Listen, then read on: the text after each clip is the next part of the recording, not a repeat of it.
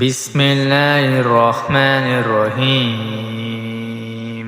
تبارك الذي بيده الملك وهو على كل شيء قدير الذي خلق الموت والحياة ليبلوكم أيكم أحسن عملا وهو العزيز الغفور الذي خلق 7 سماوات طباقا ما ترى في خلق الرحمن من تفاوت فارجع البصر هل ترى من فتور ثم ارجع البصر كرتين ينقلب إليك البصر خاسئا وهو حسير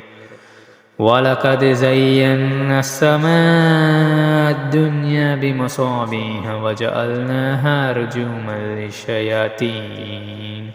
وأعتدنا لهم عذاب السعير وللذين كفروا بربهم عذاب جهنم وبئس المصير إذا ألقوا فيها سمعوا لها شهيقا وهي تفور تكاد تميز من الغيظ كلما ألقي فيها فوج سألهم خزنتها ألم يأتكم نذير قالوا بلى قد جاءنا نذير فكذبنا وقلنا ما نزل الله من شيء إن أنتم إلا في ضلال كبير وقالوا لو كنا نسمع أو نعقل ما كنا في أصحاب السعير فاعترفوا بذنبهم فسحقا لأصحاب السعير إن الذين يخشون ربهم بالغيب لهم مغفرة وأجر كبير وأسروا قولكم أو جهروا به إنه عليم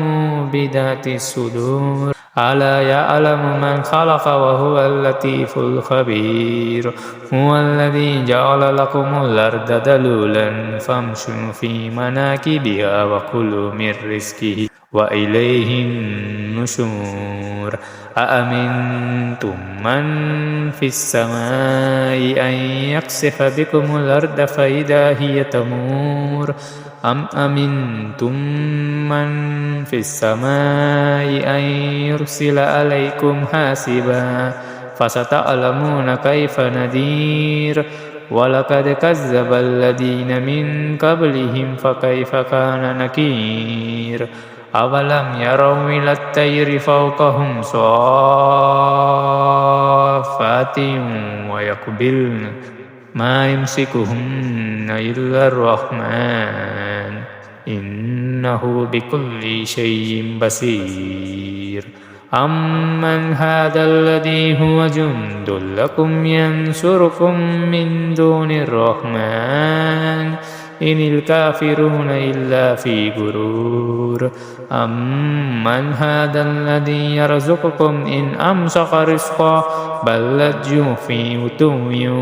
ونفور أفمن يمشي مكبا على وجهه أهدى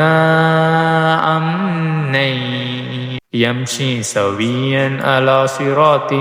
مستقيم قل هو الذي أنشأكم وجعل لكم السمع والأبصار والأفئدة قليلا ما تشكرون قل هو الذي ذراكم في الأرض وإليه تحشرون ويقولون متى هذا الوقت إن كنتم صادقين قل إنما العلم عند الله وإنما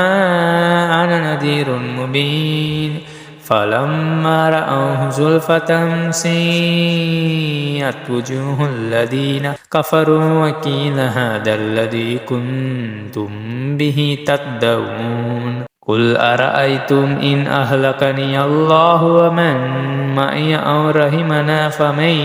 يجور الكافرين من عذاب أليم قل هو الرحمن آمنا به وعليه توكلنا فستعلمون من هو في ضلال مبين